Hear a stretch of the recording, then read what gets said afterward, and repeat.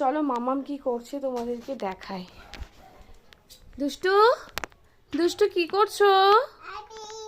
এই দেখো ও এখন কি করছে। এই বেবিগুলো অলরেডি একবার করে মুন্ডুগুলোকে খুলে দেয়।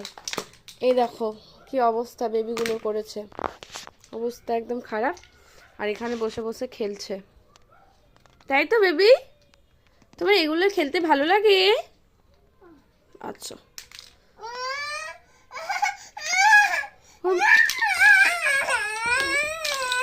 রাগ হয়ে গেছে।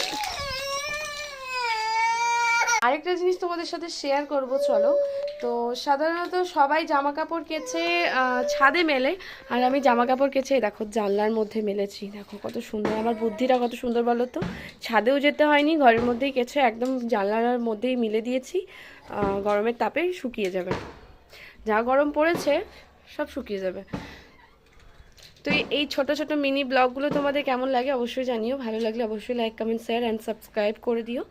চলো টাটা।